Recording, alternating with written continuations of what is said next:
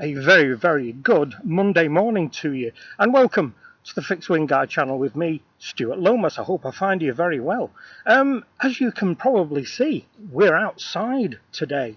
It is a gorgeous, gorgeous autumn morning. The blue sky, a few white clouds, big yellow ball in the sky. I don't know what that is, to be honest with you, but you know, it is there. And actually, we had our first hard-ish frost the other morning, so I think autumn is well and truly here. So where am I? Well, I'm on the pathway that I showed you briefly the other day through my window, which is the very nice landscaped pathway across the road from where I live, which used to be an old canal way, which if you go far enough still is the canal. So it's absolutely beautiful and a big favourite for people who walk their dogs here. So if you hear people wandering by, that's who it is. So what we're going to talk about today, well, this one kind of is a little bit of a ramble. It's nothing in particular. It's just something that has come to me kind of over the last 24 hours because we are all, for want of a better phrase, guilty of this. And what I want to talk about is watch rotation. And not so much watch rotation as we would think of it, but a question why we rotate watches. I am today got my Parnis Big Pilot on, and where I want to go in this, and it's a question we all can answer, I think, is that at some point in your watch collecting career, you will buy a watch that fits your need, which is comfortable. The appearance, the aesthetics of the piece is perfect for you. The bracelet is delightful, or the strap is delightful, it is comfortable, and it fits in whatever situation you want it to fit. Now, the prime example of that, of course, is Andy Hunter with his Seamaster 300 Professional. He thinks, regardless of what else he owns, that is a delight. As far as mine collection is concerned, I suppose the same thing could be said. I lusted for my Omega for quite a while, and I got that, and I've said before, the bracelet on that is, in my opinion, by far the most comfortable bracelet that any manufacturer has ever built. So we all get to a point where we lust after a particular watch. That watch comes our way. We could have saved for it for a long time. And we get it, and we wear it constantly for maybe 3 weeks or a month, and then you feel, well, you know, I better get back into rotating my watches. So the question is why do we do that? Why do we buy different watches, eventually come across one watch that we obviously love more than anything else? We could just stop with that watch. We could just live quite happily with that watch, either leave everything else alone, or to stop the guilt, sell it off, sell your collection off, regain the money, put that back into your bank account, and keep the one watch which you know you are completely satisfied with. I've said to my partner on a regular occasion that the Marina Militaire Fide that I have, basically the homage to the Luminor, I will be quite happy to wear that all the time, literally all the time. It was, you know, I think it was 70 quid when I bought it. It is everything I want it to be. It is clear, it is manly, it is comfortable. The band is beautiful, thick leather.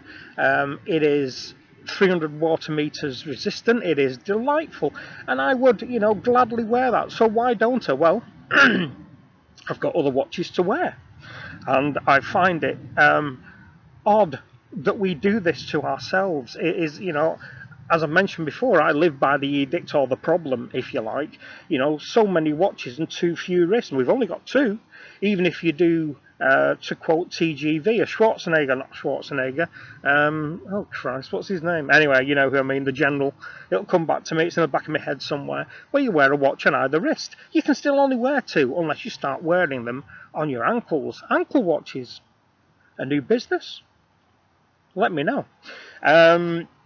So this is why we do it. I think we all perhaps would agree that we all own one watch, that one watch that fits everywhere.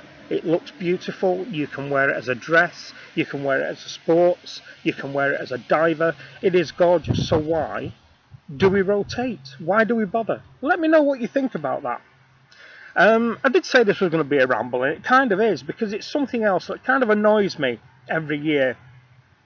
And this year it's annoyed me even more because when I was a child, I was brought up to believe that Christmas was in December.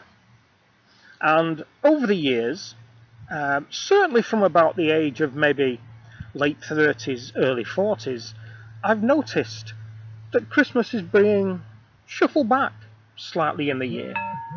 And this year, the Christmas cards, and I didn't mention this because I thought it might just be a fluke, but the Christmas cards I saw in greeting card shops arrived in late August. Yes, that's right, August. Now, why is that? I mean, I appreciate that businesses have to make profit, and I appreciate that people want to be prepared.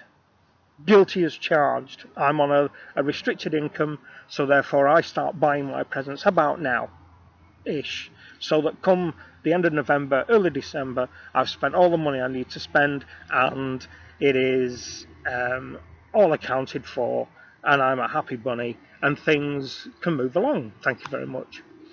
The problem that I have with all these outlets that are jumping on what seems to be this Christmas bandwagon, as it were, is they are bringing it to a point where I was going to say no sooner do summer holidays end, but people are still going on summer holidays in the end of October, or at the end of August. So why is it that I'm seeing Christmas stuff in the stores then? Does it annoy you as much as it annoys me? Let me know. I find it upsetting, I have to say. I think the other thing that we have here in Britain is that we are taking on quite a lot of Americanisms to a certain extent. Apologies, guys, in the US. Again, when I was a child, Halloween wasn't a big thing, really. It was one night and we'd play silly things, traditional English games like apple dunking, where you put your head in a bucket and try to bite an apple and so on and so forth. But we never had trick or treat, and we never went out dressed in costumes and things like that. This seems to be a taking on of other cultures' celebratory things. So this is something else that's kind of becoming very prevalent, and we started seeing Halloween costumes in July, and as we're all aware, All Hallows Eve is 31st of October, so again, in my book, end of July, it's a little bit previous. So that, that's that kind of thing. Let me know kind of what your feelings are there on that one. I've been looking on in the mornings at different people's feeds, and it seems like there's a lot of talk out there at the moment about not only the botgate that we had recently, but trolls seem to be heading back into the news where we YouTubers are concerned. And it's, I find it a little bit annoying to a certain extent that we're letting these idiots get to us, and I'm saying us in it's a joint phrase, and I think the problem is why? Why do we allow this to happen? You can't stop the trolls. I mean, it's something we can do nothing about, but if we don't give them the power of attention, because that's what they're, kind of that's what we're after. They're after the knowledge that they know they're upsetting us.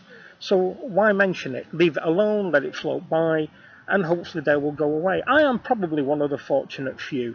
I don't really get too much troll attention, and it's not that I want it, but what it is it doesn't mean that I am so bland that the trolls don't find me worthy of trolling me. Does that make sense? I find it quite sad that people will go spend time, because they must spend time,